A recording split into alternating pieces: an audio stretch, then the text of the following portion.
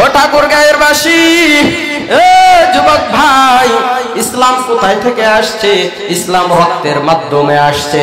ইসলাম নামক বটবৃক্ষর নিচে যদি তুমি পানি ঢালো তাহলে ইসলাম মরে যাবে, আর ইসলাম নামক বৃক্ষের নিচে যদি তুমি রক্ত ঢেলে দাও তাহলে রক্ত দাউ দাউ করে ইসলাম আরো জ্বলে উঠবে। জোরে বলি আল্লাহু আকবার। তার কারণ ইসলাম আসছে রক্ত দিয়া। কি দিয়া? রক্ত দিয়া। এইবার জাফর ইবনে আবু তালেব রাদিয়াল্লাহু তাআলা আনহু স্ত্রীর কাছ থেকে দোয়া নিয়ে বিদায় নিতেছেন।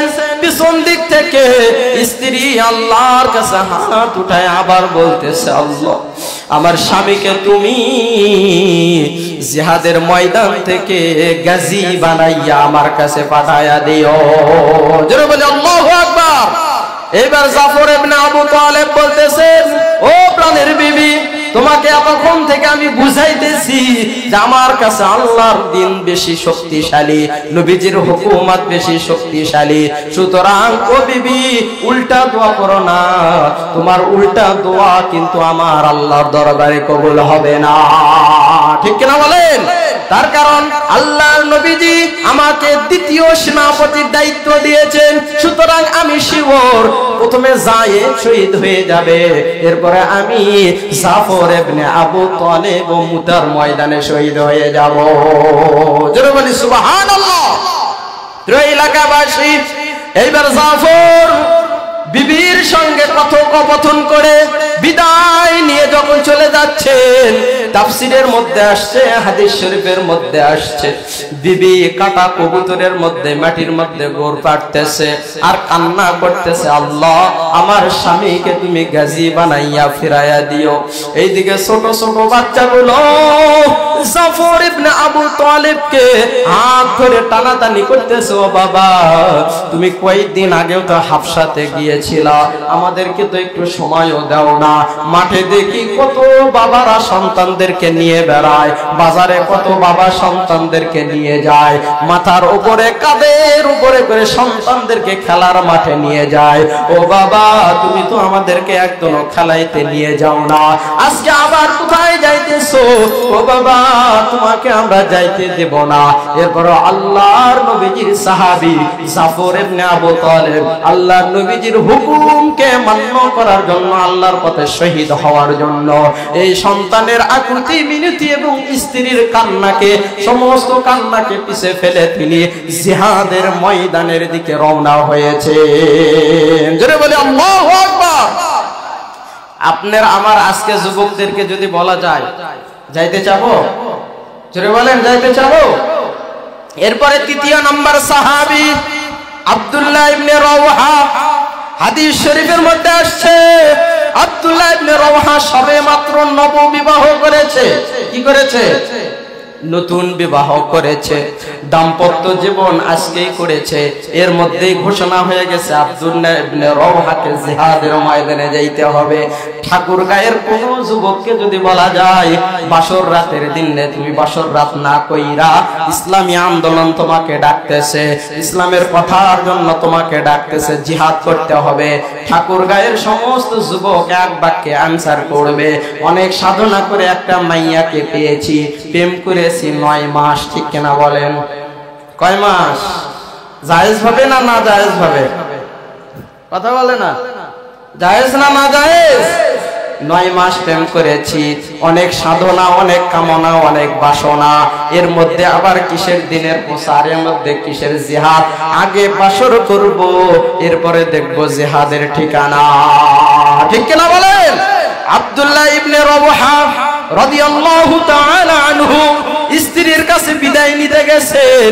বিদায় নিতে গিয়ে বাড়ির সামনে যখন চলে গেছেন, বাড়ির সামনে গিয়ে দেখেন তার বিবি গুন গুন করে কোরআন তেলাওয়াত করতেছে। জোরে বলি সুবহানাল্লাহ। আর আজকে আমরা যদি কাজকর্ম করে মাঠে ঘাটে থেকে ফিরে আইসা দেখি আমাদের বিবিরা টিভি চ্যানেল নিয়ে গুনগুন করতেছে। আব্দুল্লাহ ইবনে রাওহার বিবি কি করতেছে? কি করতেছে? এমন বিবি সবার কপালে জোটা দরকার আছে না নাই? যদি কপালে জোটে তাহলে তো আলহামদুলিল্লাহ, যদি না জোটে তাহলে দুনিয়াও শেষ, আখিরাতও শেষ। তার কারণ বুঝার ভালো না, এর চাইতে কষ্টকর ব্যক্তি দুনিয়াতে আর কেউ নাই, ঠিক কিনা বলেন? সারাদিন মাঠে ঘাটে খেটে আইসা যদি স্ত্রীর একটু ভালোবাসা পাওয়া যায়, সারাদিনের ক্লান্তি, সারাদিনের পরিশ্রম, সারাদিনের কষ্ট 1 মিনিটেই শেষ হয়ে যায় নেককার স্ত্রীর চেহারা দেখলে, ঠিক কিনা বলেন? এই জন্য বলতে চাই, আব্দুল্লাহ ইবনে রওহা প্রাণের স্ত্রীর কাছে চলে গেছে। ও ঠাকুরগাঁয়ের যুবক ভাই, ইসলামকে কেমন ভালোবেসেছে আল্লাহর নবীজির সাহাবীরা। আল্লাহর নবীজির জন্য জীবন দিতে সব সময় রাজি ছিল। আল্লাহর নবীজির দিন কায়েমের জন্য সব সময় নবীজির পিছনে সময় দিয়েছিল। আজকে বাংলার আলেমরা তোমাদেরকে ডাকে, তোমরা আওয়ামী লীগের কথা শুনে, তোমরা বিএনপির কথা শুনে, বিভিন্ন দলের কথা শুনে এই বাংলার জমিনে অনেক যুবককে দেখেছি আলেমদের গালে জুতা পর্যন্ত মেরেছে, ঠিক কিনা বলেন? ওরে যুবক, ভুল করিও না, ভুল করিও না। তুমি আজকে মারা গেলে আলেম তোমার জানাজা করবে, ঠিক কিনা বলেন? তুমি আজকে মারা গেলে এই আলেম তোমার জন্য দোয়া করবে। আল্লাহ, ঠাকুরগাঁয়ের এক যুবক মারা গেছে, আমার পরিচিত মানুষ, আমার বন্ধু মানুষ, আমার প্রতিবেশী মানুষ, আপনার ঠাকুরগাঁয়ের মসজিদের ইমামই কিন্তু আপনার জানাজা করবে, ঠিক কিনা বলেন? সুতরাং যারা তন্ত্র দেয়, যারা মন্ত্র দেয়, এরা তোমাদেরকে আকর্ষণ দেখাইয়া তাদের দলের মধ্যে নিতে চায়। মূলত মূল দল হলো ইসলামিক দল, মূল দল হলো আলেম ওলামাদের দল, ঠিক কিনা বলেন?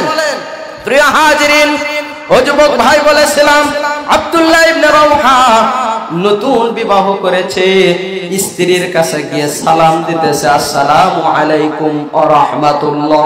ও বিবি, তুমি কোরআন পড়তেছো, কোরআন তিলাওয়াতটি একটু বন্ধ করে আমার কাছে আসো। এবার আব্দুল্লাহ ইবনে রওহার স্ত্রীও বলতেছে, ও প্রাণের স্বামী, তুমি তো প্রত্যেকদিন আইসা আমার বাসার মধ্যে ঢোকো, আমার সঙ্গে খোশ আলাপ করো, আমার সঙ্গে তো বিভিন্ন ভাবে তুমি আলোচনা করো। এইবার আব্দুল্লাহ ইবনে রওহা নতুন বিবাহ করেছে, নতুন বিবাহ করে এইবার বলতেছো, প্রাণের স্বামী আমার, তোমাকে জীবনেও দেখি নাই, আজকে সবে মাত্র বিবাহ হয়েছে, তাহলে আপনি ঘরের মধ্যে না আসলে আপনার সঙ্গে আমি কেমনে গল্প করব?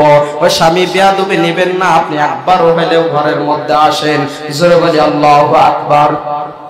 আব্দুল্লাহ ইবনে রওহা রাদিয়াল্লাহু তাআলা আনহুর স্ত্রী এইবার যখন কাকুতি মিনতি করতেছে, আব্দুল্লাহ ইবনে রওহা বলতেছে, ও প্রাণের বিবি, আজকে তুমি আমাকে প্রেমের কথা বলো না, আজকে তুমি আমাকে প্রেম নিবেদনের কথা বলো না। তার কারণ আল্লাহর রাসূল আমাকে এমন একটা দায়িত্ব দিয়েছে, এমন একটা কথা বলেছে, এমন একটা আদেশ দিয়েছে, এই প্রেম আমার কাছে সবচাইতে বেশি বড়। তোমার প্রেমকে আমি পিছনে ফালাইয়া আল্লাহর নবীজির প্রেমকে আমি বড় মনে করে আমি আজকে জিহাদের ময়দানে যাইতেছি। সুতরাং তুমি আমার জন্য দু হাত উঠায় দোয়া করো, আল্লাহ যেন আমাকে শহীদি মৃত্যু দান করে দেয়। জোরে বলি সুবহানাল্লাহ। তো